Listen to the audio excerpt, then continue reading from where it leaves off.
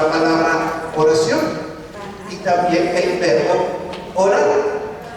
Estos dos vocablos atraviesan toda la Escritura, toda la Biblia. El primer pasaje donde encontramos un acto de oración es al final del libro de Génesis, capítulo 4, versículo 26, precisamente cuando nació Enoc.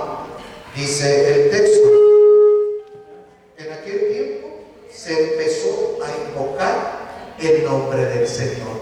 Este mismo acto, aunque no nos revela una oración articulada, pero sí nos da a entender que por el simple hecho de invocar al Señor ya nos indica implícitamente que hay un acto de oración, hay una comunicación del hombre para con Dios. Y el último gesto que podemos denominar como oración aparece en el libro del Apocalipsis, en el capítulo 22, donde a partir del versículo 9 se invita a la adoración a Dios. Dice el texto, el versículo 9: a Dios se tiene que adorar. Y en el versículo 20 se reza: amén, ven Señor Jesús, que es el último texto de la Sagrada Escritura. Entonces podemos ver que la oración atraviesa toda la Escritura, desde el primer libro, el Génesis, hasta el último libro, que es el Apocalipsis. Por lo tanto, el tema de la plegaria ya está en toda la Biblia. Esto como primer rasgo fundamental. Entonces, aquí está, en el primer libro de la Escritura, de Génesis, capítulo 4, versículo 24, se empezó a invocar el nombre del Señor. Y hasta el último libro, que es el Apocalipsis, del capítulo 22, en estos versículos del 9 y el 22, donde ya podemos intuir que ya se está dirigiendo el hombre a Dios para adorarlo y para invocarlo. Y pues lo que dice: ven Señor. Entonces, el hecho de que la oración en su temática atraviese toda la Escritura es un primer rasgo fundamental. Un segundo rasgo es, sobre todo, es que en la Biblia, la Escritura, sobre todo el Antiguo Testamento, no nos ofrecen definiciones teóricas de la oración, simplemente nos presentan toda una gama variada, o podemos decirlo, polifónica, de la oración. Entonces tenemos estos dos rasgos. La oración está en toda la Escritura, y en un segundo rasgo, la Escritura no nos ofrece una oración. Ya ven que nos educaron que a esto significa esto. El hombre bíblico no ofrece este tipo de definición. Solamente, y más aún, el Antiguo Testamento nos ofrece una gama variada y polifónica, o polifacética más bien, acerca de la oración. El acto de orar y la oración, de hecho, no hay una lista completa de oraciones en la Biblia. Esto se debe precisamente a que es muy difícil delimitar las formas de adorar a Dios.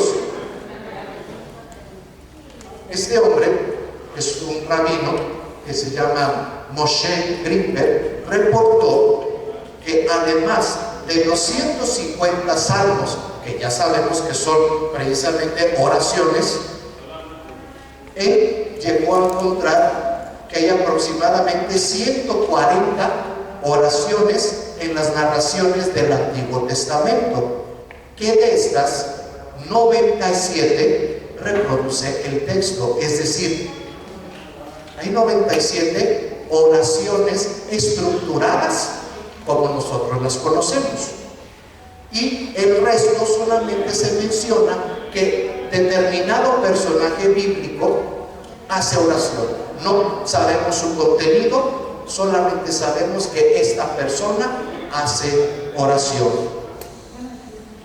Del mismo modo, en los textos proféticos de la Biblia hebrea hay todavía 80 oraciones, mientras que en la tradición griega de los 70 se cuentan alrededor de 100 testimonios.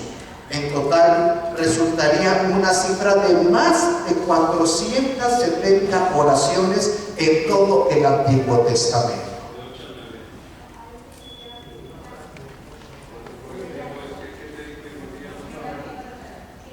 También llama la atención que en la Biblia exista oraciones que desempeñan un papel clave en determinadas secciones de los libros. Cito sobre todo Éxodo 15, 1, 19, que es prácticamente el cántico de victoria que canta Israel tras el paso del Mar Rojo. O hay textos que desempeñan funciones fundamentales en todo el conjunto del libro. Por ejemplo, el libro de Oseas 6:1-3 o 14:2-4.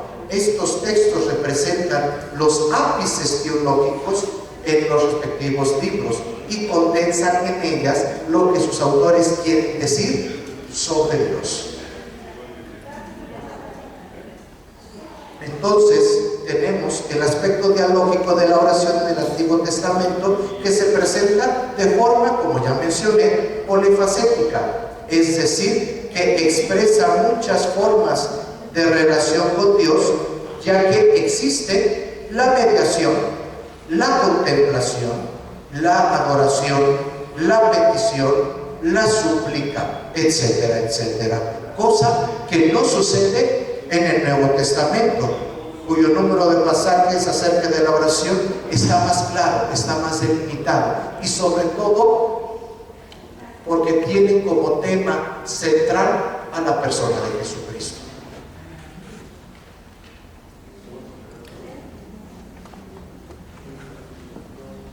Ahora vamos a pasar, ya después de ver un panorama amplio acerca del tema de la oración en la Biblia, que ya vimos que está desde un inicio hasta un final, y que al menos en el Antiguo Testamento es muy difícil delimitar por la variada y polifacética formas de oración, que cuando menos, al menos Greenberg ya había atestado por lo menos 470 formas de oración, cosa muy diversa en el Nuevo Testamento, porque se tiene la temática, la persona de Jesucristo. Ahora, como en cualquier otro idioma,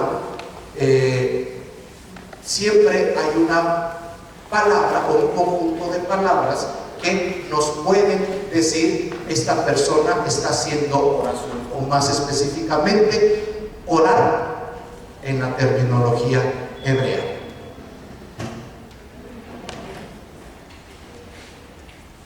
A nivel técnico, para referirse a la oración, regularmente se utiliza una palabrita muy peculiar. Voy a acercarla para que alcance a verla. Aquí está. Para referirse a la oración, se utiliza esta palabra en hebreo que se diría tefilá. Ahí está la transliteración y las consonantes hebreas. Recordemos que el hebreo se lee de derecha a izquierda y que en el hebreo no existen las vocales, al menos en el hebreo moderno, que viene de la raíz pegel. Ahí está la raíz, y que se encuentra al menos en el Antiguo Testamento 155 veces. Esta raíz es de la que deriva tanto la forma sustantival como la forma verbal.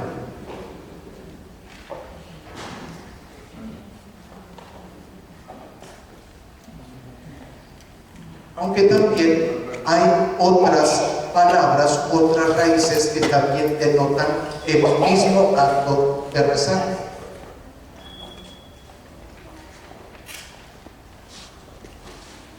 Está atar, que también es orar. Ahí están los textos donde se puede encontrar esta palabrita. Saak, que es gritar, libro de los números.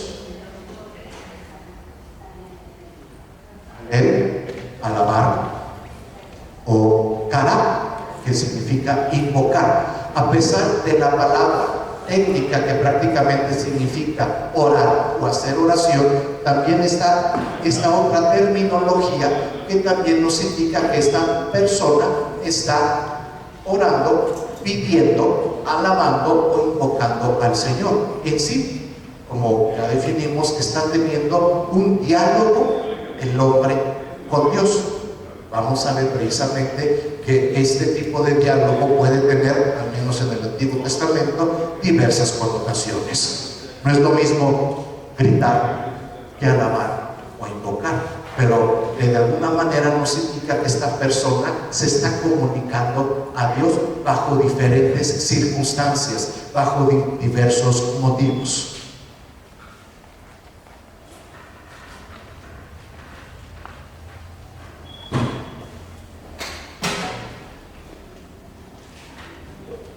También existen otros sustantivos relacionados a este mismo campo semántico.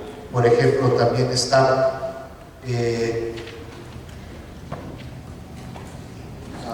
grito de auxilio, súplica, grito de salvación o gemidos. Aunque están los verbos, también están otros sustantivos que precisamente nos indican que la persona también está teniendo un diálogo con Dios bajo las diversas circunstancias.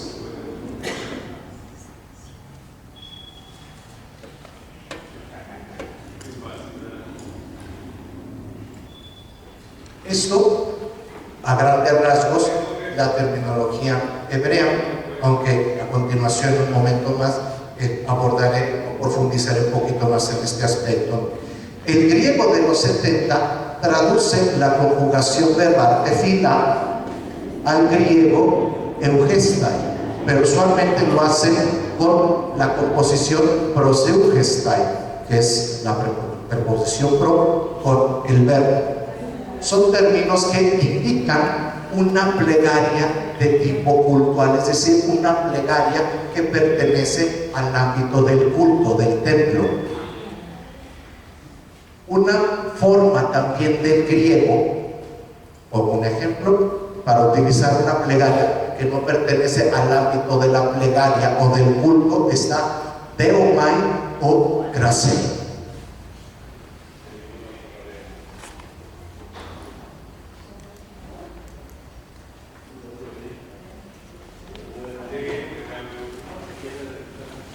La tradición latina utiliza, precisamente de traducción, utiliza la palabra orar u oratio, aunque también existen otras expresiones como es rogare, supplicare, implorare, petere, precare, etc.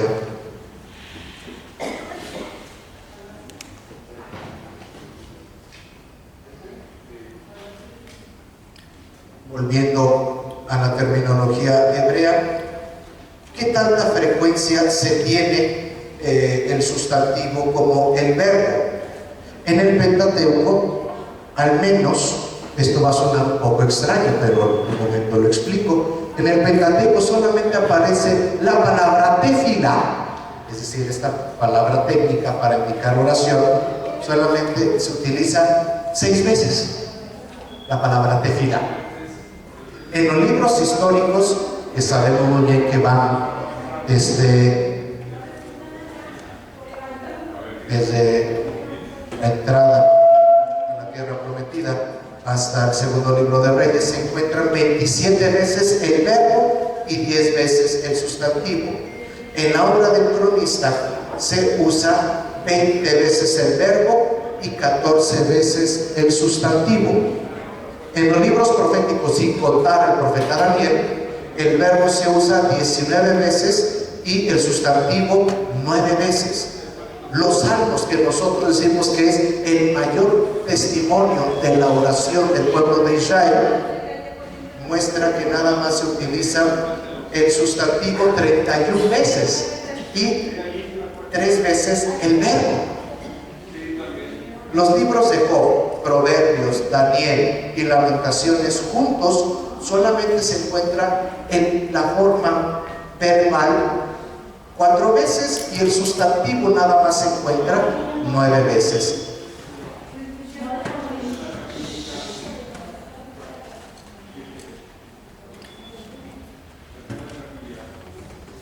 Ante este panorama, entonces podemos ver que la mayoría de uso de este verbo, o más bien de esta palabra, ya sea en su forma verbal o en su forma sustantiva, que es tefila, se concentra nada más en la época de deuteronomista. El pasaje de los profetas y de los salmos es prácticamente muy posterior.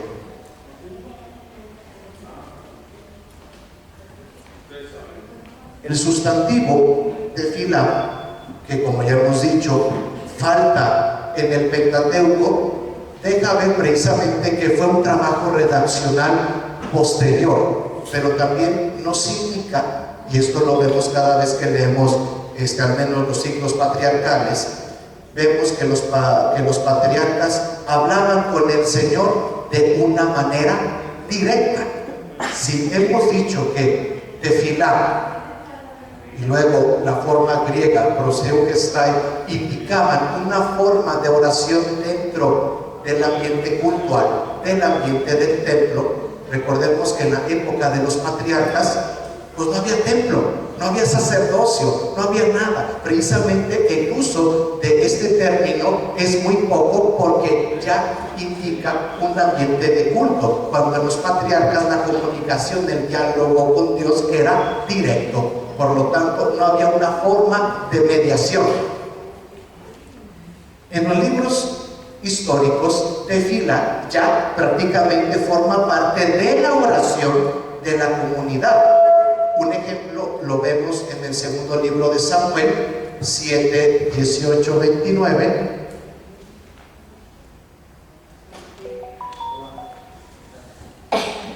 Donde vemos que la plegaria ya está más desarrollada, ya está más elaborada, donde esto ya nos indica que ya hay una exclusividad del Señor y también ya refleja una fórmula de tradición de la comunidad. Eso también se refleja en la plegaria de Salomón cuando se consagra el templo de Jerusalén. Ahí está la cita, Primera de Reyes 8, 23, 52.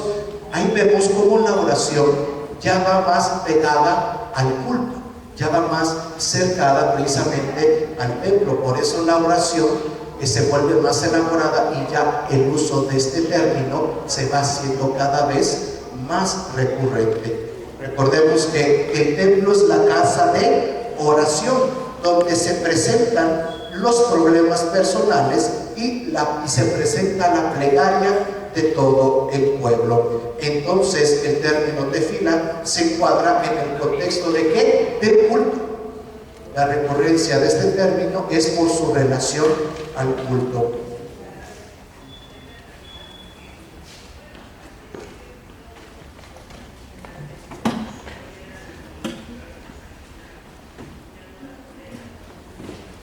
En la obra del cronista y de Daniel, el término tefila indica sí plegaria, pero tiene un uso más particular. Se utiliza sobre todo en lo que nosotros llamaríamos en la liturgia penitencial.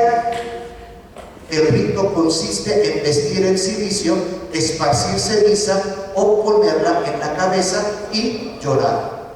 Cito Nehemías 9:1, pero también la obra de Nehemías y Daniel usan el término también en los textos penitenciales,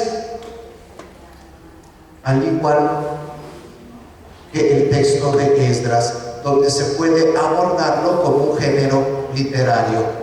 Sin embargo, el término tefila no es un término meramente exclusivo. se ve que va acompañado con otra terminología, con otra palabra que se llama tahanumim, que significa gemidos. No sé si se acuerdan que también se utiliza esta palabra gemidos en la escritura, precisamente para indicar una oración de tipo penitencial, al menos en estos libros. También tefila se encuentra en la plegaria privada y en personajes importantes que guían la oración en la comunidad. Este hecho de la oración asociada a personajes principales lo tocaré en otro momento, pero esto es otro dato también importante. En la tradición profética, al menos en el proto Isaías, tefilá solamente se encuentra una vez, y esto para criticar el culto. También esto lo abordaré después, pero me adelanto un poquito. No hay que caer en la tentación de que los profetas solamente critican el culto del templo. No lo critican como a veces solemos pensar. Recordemos que los profetas critican un culto vacío, un culto que no lleva relación, el culto, con la justicia social. Eso es lo que critican precisamente los profetas. Por eso los profetas utilizan poco esta terminología, porque el pueblo ha disociado el culto con el compromiso social. Del mismo modo, también lo podemos ver que la recurrencia del término tefila se encuentra muy poco en la literatura sapiencial, pero lo utiliza dentro del culto colectivo, es decir, en la terminología de tefila sigue manteniendo su trasfondo litúrgico. Cito lo que dice Job y Proverbios, donde dice que la oración es el antídoto para el delito y en paralelo al sacrificio. En resumen, el sustantivo tefila indica siempre una plegaria litúrgica. Sin embargo, se presupone estructuras sociales y de culto que varían a veces. La comunidad une la oración individual y colectiva en una oración comunitaria dentro de los cánones litúrgicos. La organiza el ministro del culto y contiene elementos de penitencia. Aquí lo podemos ver en resumen. Esto solamente para referirse a la terminología sustantival de tefilá. Ahora, en la forma verbal. En su forma verbal, olel, sigue también un camino paralelo al del sustantivo. Llama la atención que en los salmos se utiliza nada más en tres: en el Salmo 5.2, en el Salmo 32.5 y en el Salmo 72.15. Estos tres salmos expresan formulaciones de tipo litúrgico, pero en su lugar, como ya indicamos, se utilizan otros verbos que también expresan el hecho o el acto de la oración. Ya hemos indicado algunos previamente, que es el gritar, invocar, donde leemos en los primeros dos capítulos del primer libro de Samuel este constante uso. También lo tenemos constantemente, al menos en dos textos, en la historia de Jonás. La forma verbal se usa en colectividad dirigido hacia Dios, pero también se utiliza a manera de ironía, como lo expresa Isaías. Si el verbo es usado en textos sobre la oración, al igual que su forma sustantival, sigue manteniendo su contexto cultual y ritual, donde también encontramos las plegarias de voto, lamento, de agradecimiento y de pedir intercesión. Pero ya ven que en cada oración un verbo que lo acompaña un sujeto. Y como ya había mencionado anteriormente, regularmente estos verbos, estas acciones, vienen acompañados por importantes personajes de la tradición bíblica. Por ejemplo, Abraham, Génesis 27, 17. ¿Qué es lo que hace? Intercede por Abimelech, por las ciudades de Sodoma y de Gomorra. Luego tenemos a Moisés, que aleja en 2 ocasiones el peligro del pueblo. Está también Samuel, David y Salomón, que oran vicariamente a favor del pueblo. También tenemos la oración del rey Ezequías, y luego también los profetas, que están considerados como intercesores por antonomasia, porque interceden siempre a favor del pueblo. Tenemos, por ejemplo, a Eliseo, pero también está particularmente Jeremías. Tenemos también en la tradición sapiencial, encontramos a Job en el capítulo 42. Está también Daniel, Esdras y Nehemías.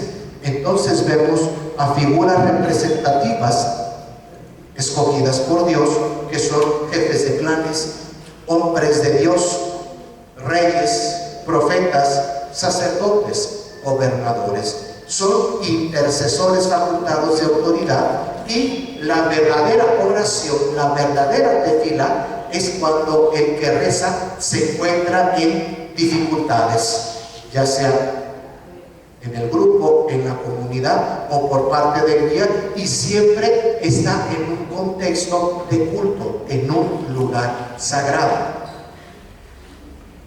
La insistencia de la plegaria dentro de un lugar de culto lo enfatiza en el pasaje de la consagración del templo de Salomón, Primera de Reyes 8, 22, 54. La función principal de esta es de asegurar que todas las oraciones sean recitadas delante del Señor en el lugar santo.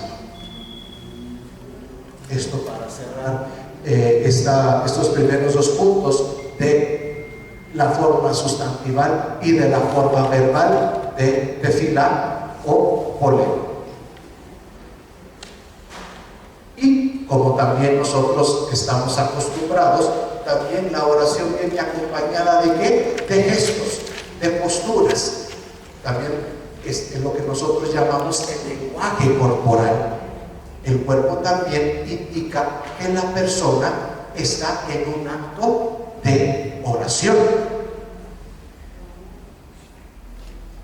Está en la posición del cuerpo, los gestos, el ropaje, el tono de voz, la música, el lugar, la hora, la preparación y la conclusión. Aquí tenemos, por ejemplo, el Salmo 5:4 para la invocación y para la adoración, el Salmo 135. Para los ritos fúnebres tenemos a Nehemías 5:4. Para las ceremonias penitenciales podemos tener a Job 16.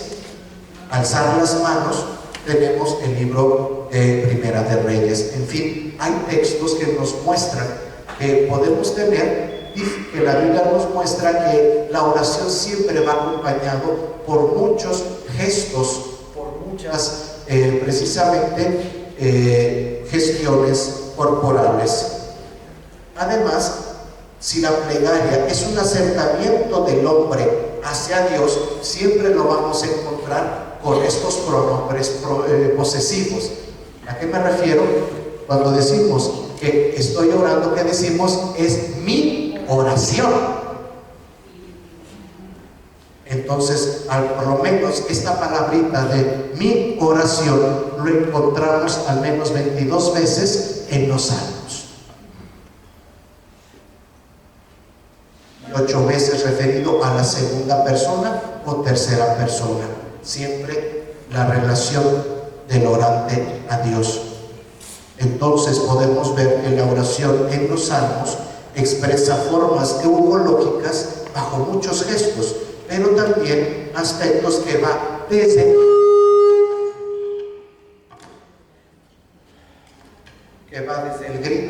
hasta el lamento, desde la súplica hasta el canto, sin describir los contextos en que surgen y se componen.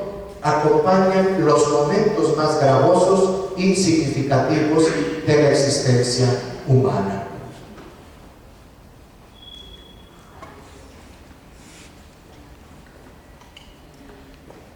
Recordemos que también, como ya mencioné, el Antiguo Testamento describe que hay otras formas de describir o para referirse a la oración. No es el único modo. Ya hemos dicho que existe la alabanza, la súplica y el lamento. Se resaltaba también que aunque la literatura profética usa contadas veces el término tefila para referirse a la crítica del culto del sacrificio, ciertamente, como repito, los profetas hacen por esta disociación de la práctica del culto con la justicia, pero en medio de esas denuncias que hacen los profetas, logramos tener una idea de cómo se describía o cómo se efectuaba el culto en Israel, aunque el Señor lo describe como una abominación y una incoherencia. Padre Antonio, ¿sí puede ser un poquito zoom? Porque hasta acá atrás no se alcanzan a ver las citas y eso.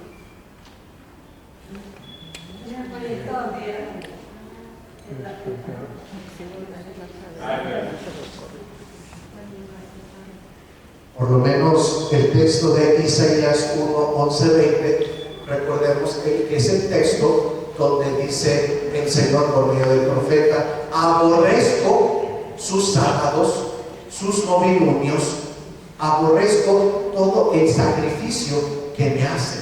De alguna manera el profeta nos describe precisamente el tipo de festividad puntual que tenía Israel, pero como ya mencioné, es una crítica, porque precisamente esta disociación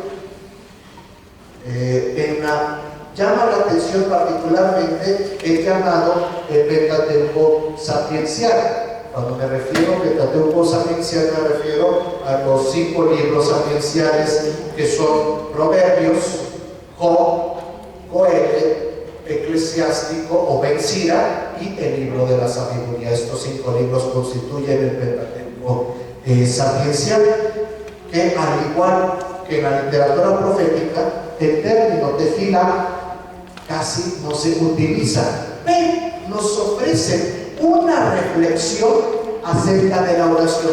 No quiero profundizar sobre esto porque esto el padre Luis Antonio Banderas va a profundizar y exponer el día de mañana.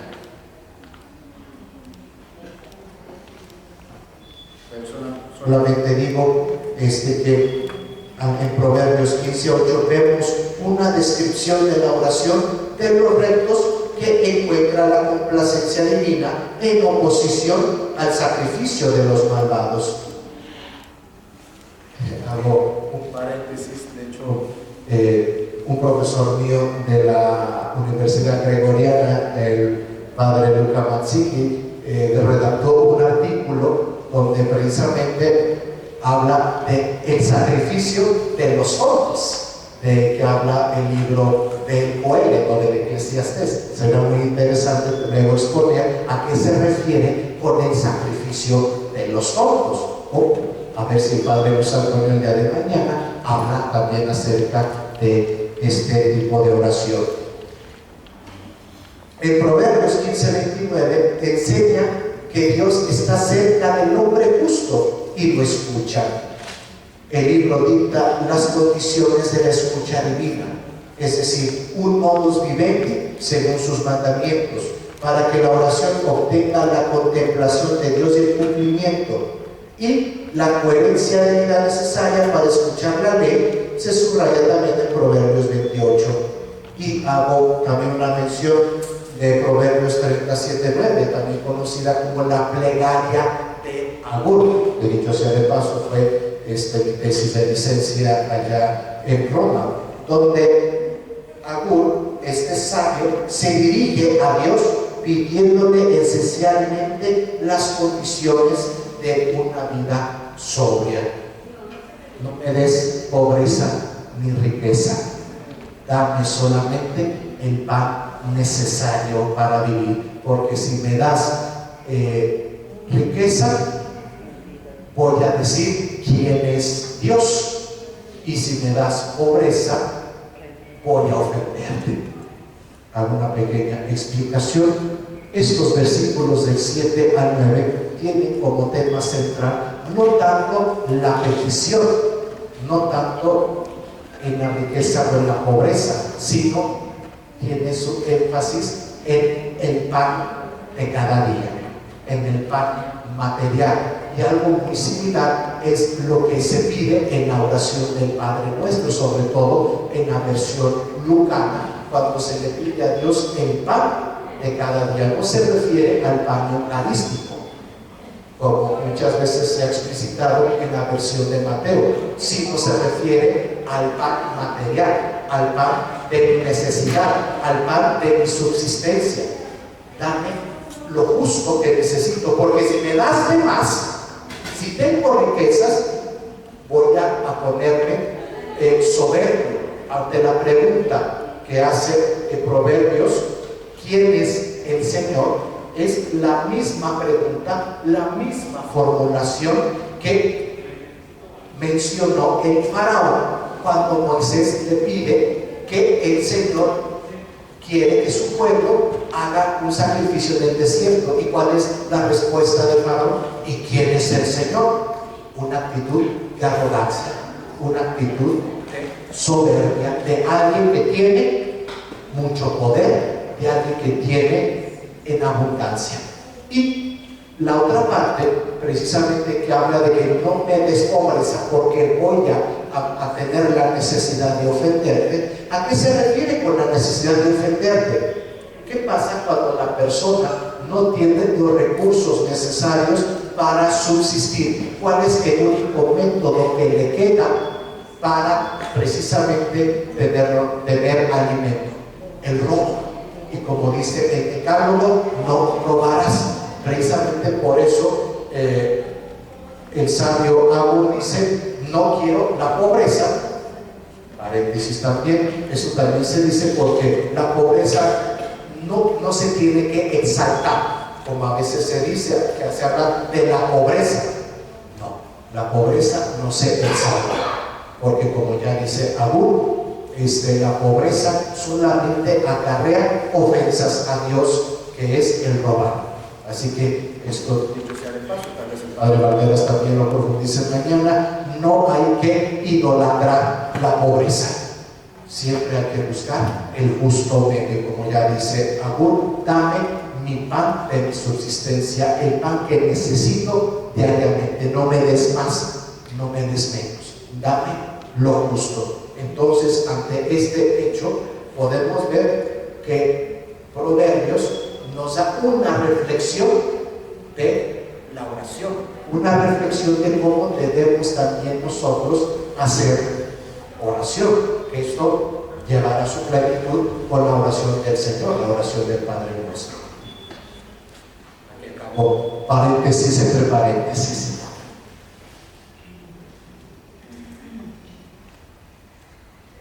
Ahora vayamos a la oración en el Nuevo Testamento. Si se fijan, en el Antiguo Testamento hemos visto diferentes y variadas formas que presenta la Escritura acerca de la oración, o como ya mencioné en un principio, una oración polifacética, es decir, con diferentes caras, con diferentes rostros, porque ya el Antiguo Testamento nos dice que Israel en diferentes momentos, en diferentes circunstancias, bajo diferentes realidades, se dirigía a Dios de muchas y variadas formas. Esto es un tesoro, dirá un profesor emérito del Instituto Bíblico en Roma, forma parte de la Biblioteca Nacional de Israel.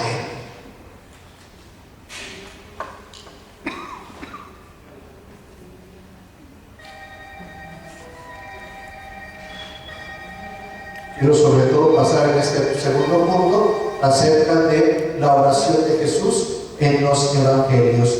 Recordemos que la oración en el Nuevo Testamento tiene un enfoque nuevo y un punto de partida que es la persona de Jesús. La oración acompaña constantemente el desarrollo de la actividad de Jesús.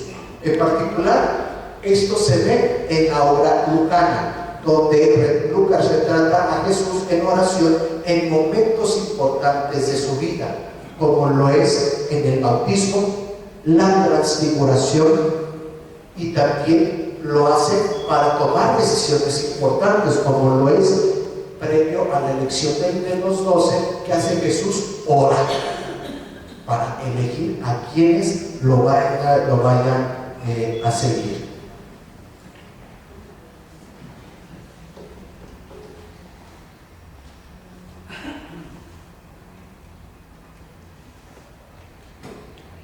Y también vemos que en Lucas Jesús, varios discípulos le piden al Señor que les enseñe a orar.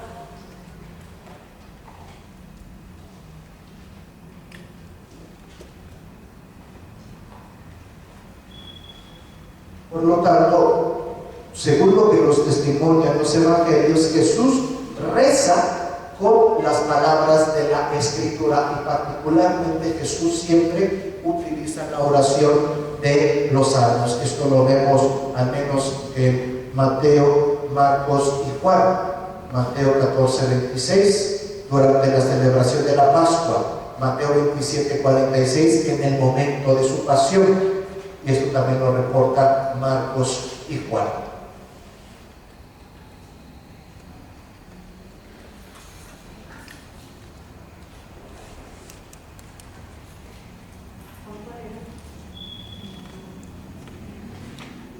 La oración de Jesús es una actitud que los actos individuales los considera secundarios. El Cristo que está en tal constante intercede por los suyos. La singularidad de la relación de Jesús con su Padre se confirma por el hecho de que la oración de Jesús nunca se menciona junto o puesto en el mismo nivel que el de los discípulos. En su enseñanza sobre la oración, Jesús confirma la doctrina del Antiguo Testamento sobre la inutilidad de multiplicar palabras sin sentido y sobre la necesidad de llevar una vida conforme a la enseñanza sobre la justicia y el amor al prójimo, orando constantemente.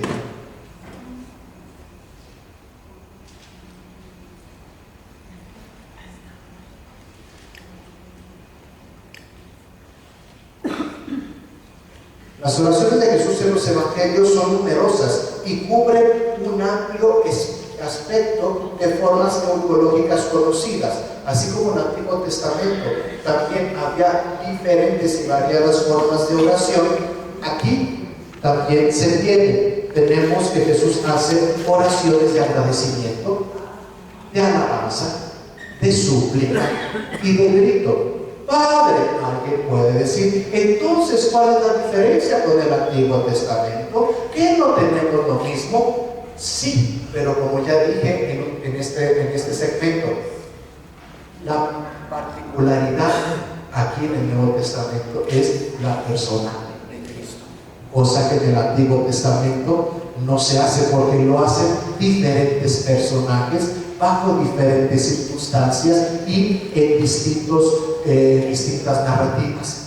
Esa es la novedad, esa es la gran diferencia de las oraciones que vemos en el Antiguo Testamento y de aquellas que reporta el Nuevo Testamento, sobre todo el Nuevo en la persona de Jesucristo.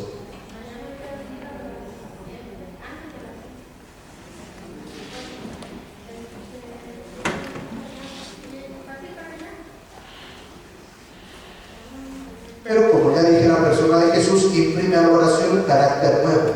Su presencia dentro de la sinagoga de Nazaret indica que en él se cumplen las antiguas escrituras proféticas. Ahí está, esa es la novedad. Jesús es el cumplimiento de las profecías de Israel. Además, el recurrente agradecimiento de Dios al Padre en la multiplicación de los panes, en la resurrección de Lázaro, en el momento de la institución de la Eucaristía indica no nada más que Jesús ora, sino también esos momentos de la vida de Jesús ya nos indican que Jesús ya tenía conciencia de ser Hijo de Dios, y al mismo tiempo su completa disponibilidad al cumplimiento de la voluntad del Padre, a quien está orientada toda su vida. Muy frecuentemente en los labios de Jesús es la oración de bendición dirigida al Padre. Además, en Juan 17, que es donde encontramos la gran oración sacerdotal de Jesús, el Padre Justo a exponer el día miércoles, y con otros pasajes se menciona que él hace oración, y junto con este texto nos dice que la oración también Jesús la utiliza para introducir al discípulo, al cristiano, en la intimidad de la relación trinitaria. Entonces, no nada más Jesús está haciendo oración, también quiere instruir, enseñar al cristiano, al discípulo, para que tenga esta intimidad con la Santísima Trinidad. Para ello hay que subrayar la importancia que Jesús da a la oración de petición del Espíritu Santo que encontramos en Lucas 11:13.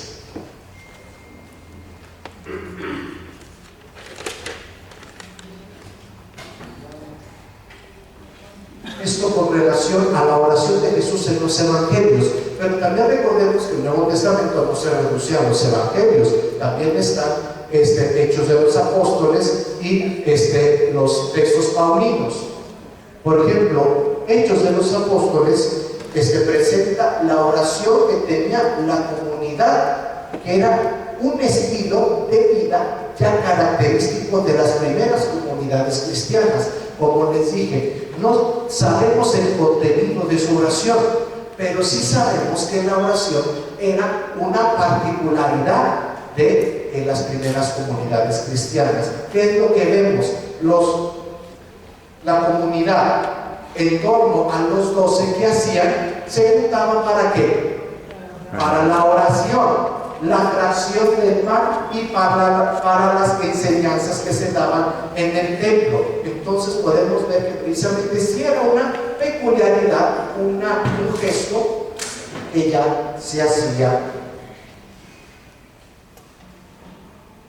En continuidad con la doctrina oncológica presente en los evangelios, la desarrolla el apóstol San Pablo, donde subraya en varias ocasiones y de diversos modos la importancia de la oración con el Espíritu Santo, y en el Espíritu Santo guía interior de la oración del cristiano. Aquí lo vemos sobre todo en Romanos 8:15, 26-27 y en Gálatas 4:6. Pablo se presenta también como orante en numerosas ocasiones, transmitiéndonos una oración esencialmente trinitaria. Segunda de Corintios 13:13, Primera de Tesalonicenses 1:2-5 y también 2:13.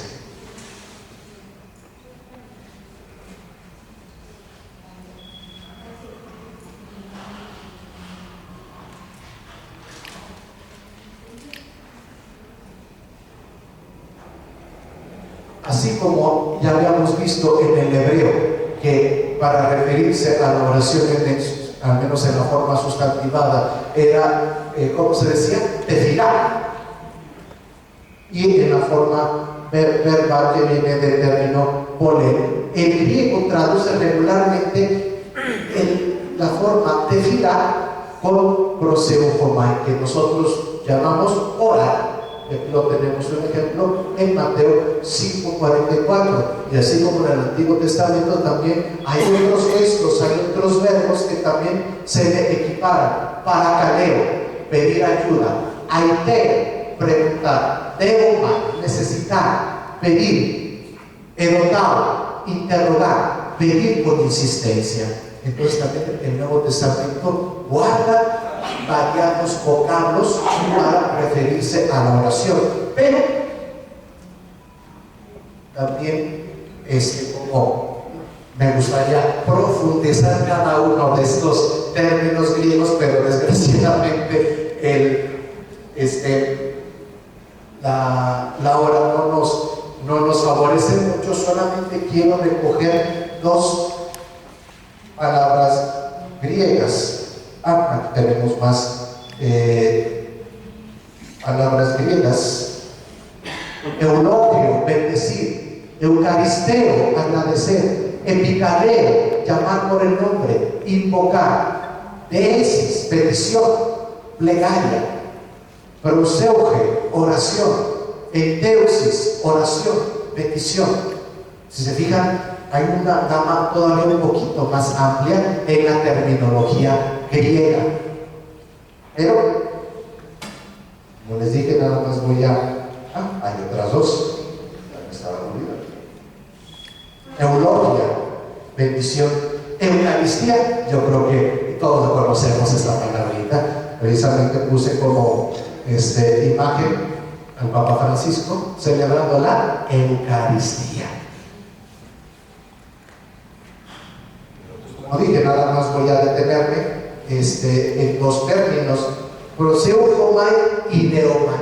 ¿Por qué el primero y el segundo? ¿Por qué los otros no? Proseuchomai precisamente porque es la traducción griega de tefilá, de esta terminología hebrea, y deomai precisamente, así como proseuchomai podemos referirnos como la oración dentro del ámbito cultural, deomai viene siendo como la oración fuera del ámbito del culto. Por eso elegí estos dos tipos, nada más estos dos vocablos. Ahí está el primer verbo, que se refiere a una plegaria litúrgica dentro del ámbito del culto, y la segunda está fuera de esta.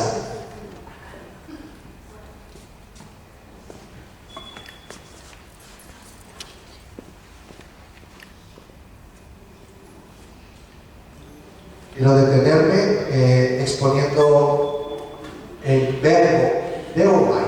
Originalmente significa carecer, estar necesitado, pero en el Nuevo Testamento vemos que este primer significado pierde sentido, ya no está. Incluso también en el griego de los 70 hay muy pocas pistas, y de estas pocas pistas que podemos encontrar en la tradición veterotestamentaria, por lo menos hay un testigo que es la traducción griega de Job 17:1, donde ahí podemos ver al menos que esta palabrita se utiliza, al menos hace referencia a su sentido original. Pero en el Nuevo Testamento esta palabrita adquiere un nuevo significado. El sentido que le da el Nuevo Testamento es de pedir, de buscar, dependiendo del contexto. La palabra tiene un sentido más completo en el caso de las peticiones a Jesús, ya sea para ser perdonado, como el demonio en el nombre de Gerasa, Lucas 8:28, o para ayudar o curar, Lucas 5:12 o 9:38. También el conmovedor llamamiento sobre la base de su encargo apostólico y corte de preocupación por el bienestar de sus comunidades misioneras. Al menos lo tenemos en los escritos lucanos y en San Pablo, donde el término deomai está más desarrollado, está más utilizado.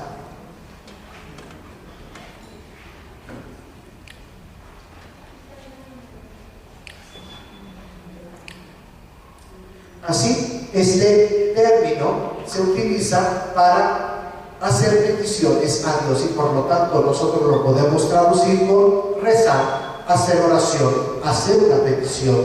En este sentido se utiliza primero para la oración en situaciones concretas.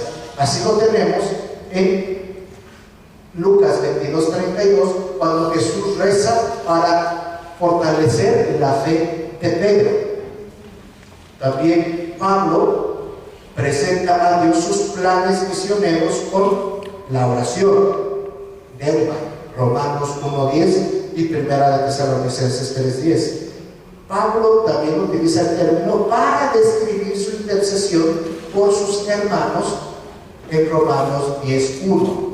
La palabra entonces se utiliza frecuentemente para hacer una oración de intercesión.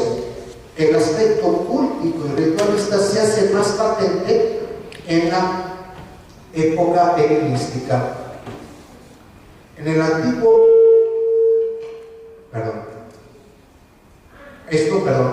esto último no lo menciono. Esto más bien suena más para presentar Deuma, que es una petición, es una oración, pero no se caracteriza por ser una oración cultual. Es la connotación de rezar para pedir algo en concreto. Cosa muy diferente que encontramos cuando vemos el verbo proseuchomai. Padre, la oración del hogar, como rezar el rosario, es de Omar.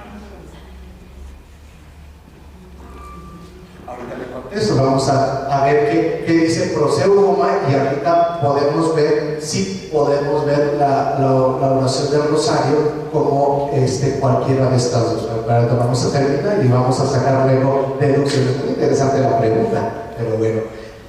Ahora vemos este segundo término que está compuesto por dos palabras, la preposición pros y el verbo euchomai. En su sentido no bíblico, se relaciona con un acto de invocar a la deidad, a pedir, a rezar en un sentido religioso de culto, que a grandes rasgos podemos decir que es desear algo por parte de los dioses. Este término, sobre todo, lo cita la Ilíada de Homero, precisamente cuando Aquiles pide euchomai con ofrendas y oraciones por su amigo Patroclo y de regresar tras la conquista. En este sentido que nos da Homero en la Ilíada es entonces ganarse en favor de los dioses por medio de ofrendas, sacrificios y oraciones demasiado emotivas. Este aspecto cultico y ritualista ya se hace presente en la época helenística, sobre todo en la doctrina mistérica, cuya finalidad era obtener una salvación. Esto para precisamente adentrarnos al vocablo.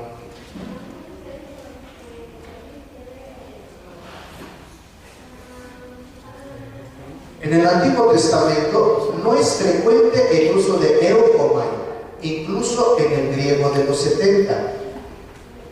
En este sentido significa la ofrenda dedicada al Señor. Esto lo encontramos en el libro de los Números 6:7 o 37.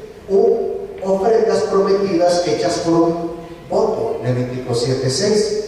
Entonces el sentido que le da el Antiguo Testamento es de sentido de culto, pero poco a poco comenzó a decaer para simplemente significar desear o pedir. El rasgo distintivo precisamente de la oración cristiana es la certeza de que Dios nos escuchará.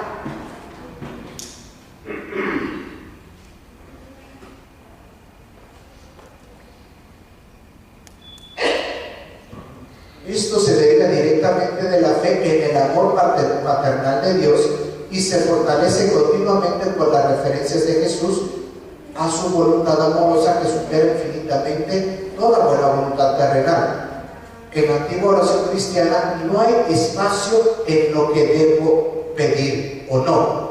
El texto de Marcos 11:24 precisamente señala la certeza del cristiano de ser escuchado, porque la base es la fe en la confianza en Dios, de que no hay algo que Dios no pueda atender, incluso las cosas más triviales de la vida humana.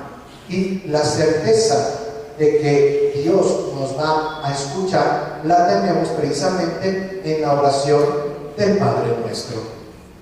No voy a hablar mucho, ya que esto se va precisamente a ocupar el Padre Luis Alberto el último día, el día viernes. Solamente digo que el tema de que Dios nos va a escuchar se tiene que tener con certeza cuando el cristiano se dirige a Dios en el Padre Nuestro. La primera parte de la oración precisamente gira en torno a la petición de venga tu reino. Las tres primeras peticiones en Mateo, como la petición del Espíritu Santo en Lucas, deben ser entendidas como una reflexión en la oración de la expectativa cristiana temprana del fin con su experiencia del presente y la esperanza en el futuro. Esta salvación futura está tan cerca de la vida que con ella puede pedir libremente las cosas necesarias de la vida. El cristiano no solo necesita la remisión de los pecados, sino también la liberación de la tentación. Esto ya nos a entender que se excluye todo perfeccionismo. La nueva relación filial con Dios no es una posición segura. Está siempre bajo la amenaza y debe constantemente ser conferida y dada de nuevo. Por eso Jesús provoca con tanta frecuencia a sus discípulos a dirigirse a Dios con una oración confiada.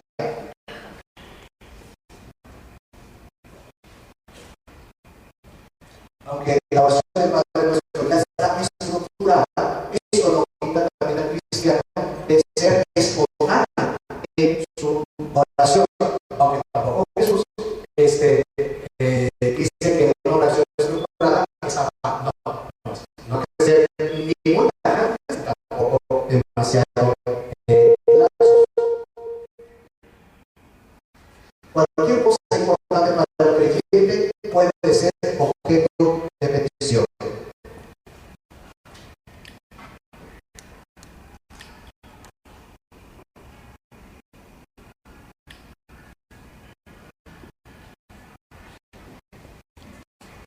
En otros textos del Nuevo Testamento, vemos que el cristiano debe ser sobrio en la oración, es decir, debe tomar en serio el hecho de que los días de este tiempo están contados y unidos a aquel que da la vida eterna.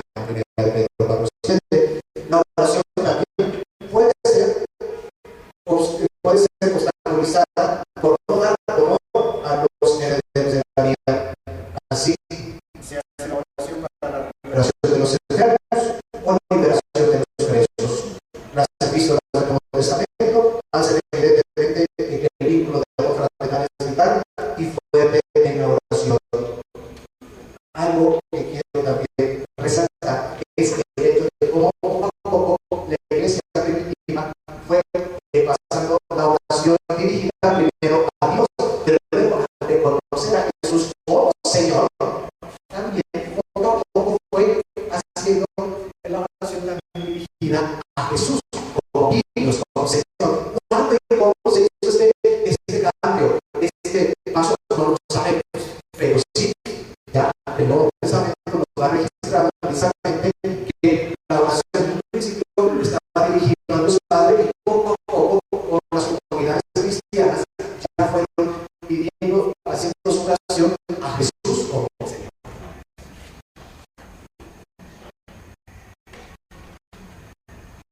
Ahora, ¿cuál es la diferencia entonces entre estos dos términos, proseumai y neumai? Recordemos que proseumai significa rezar, pedir o rogar, mientras que neumai es pedir o preguntar. El primer significado del proseumai consiste, recordemos, es invocar a la divinidad, y como ya decía la tradición greco-romana, es precisamente por medio de ofrendas, por medio de ciertos ritos. Y ese uso no pierde su sentido original. Sin embargo, muestra claro cuando se utiliza el verbo o la terminología neuma, sí es un sentido de pedir, de desear, pero no está claro a quién está dirigido. Cuando procede humano, sí sabemos a quién está dirigido, porque es una oración dirigida necesariamente a Dios. Aunque podemos decir que precisamente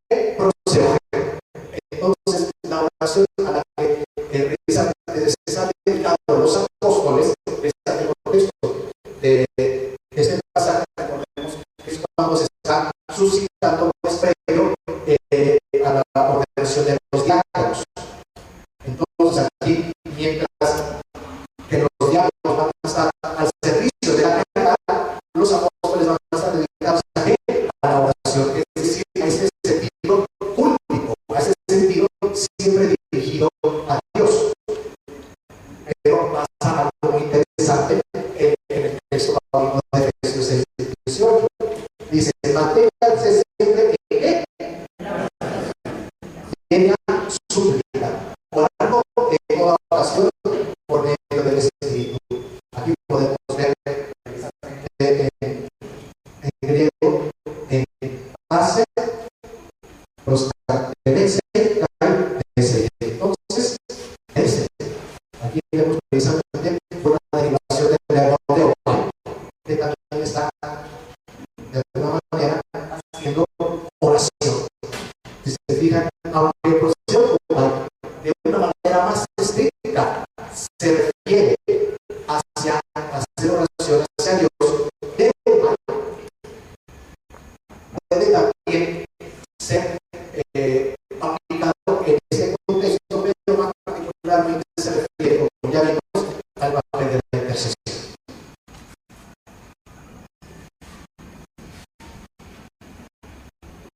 Pero también ambos pueden ser utilizados para un único completo acto de oración.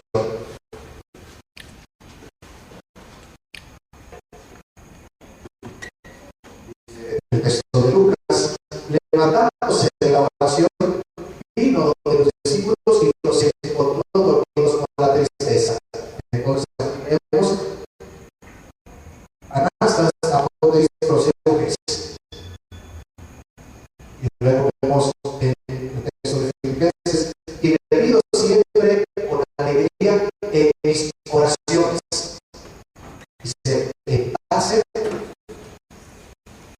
ese de ese oímos.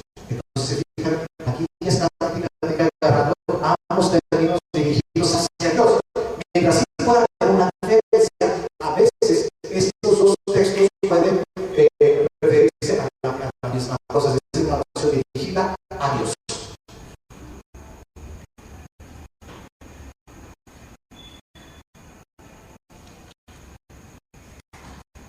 Así pues, la distinción entre idioma y proceso humano no debe buscarse en la presencia de interioridad o características similares de la oración, sino únicamente en el contenido, pero también hay rasgos de distinción entre ellas.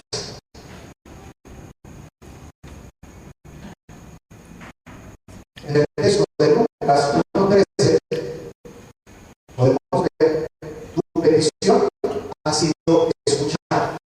Aquí está el verbo. Utiliza la petición concreta, aunque no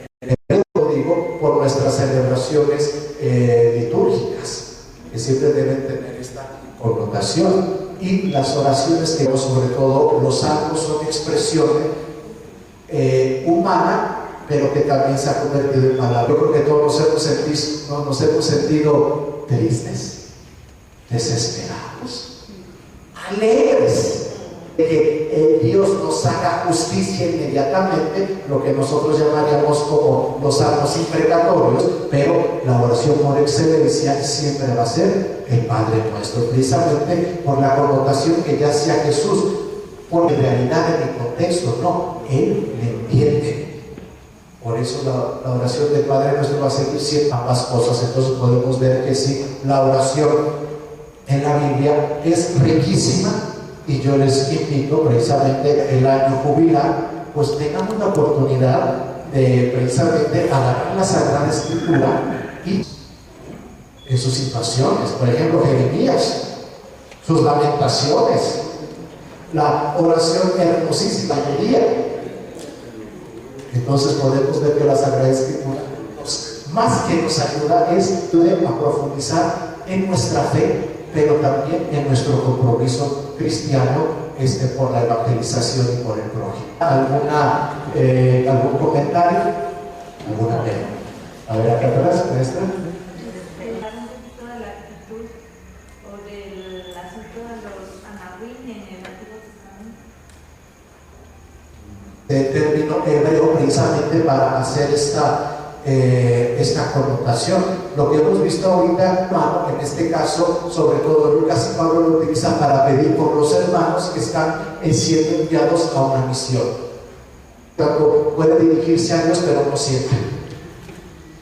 ¿Alguien más iba? Y nada más en donde mencionaba El Antiguo Testamento, del libro de los Proverbios, que es la plegaria de Abú, Proverbios 30, 7, 9. Pedir el pan del Padre Nuestro en la tradición lunar. gracias.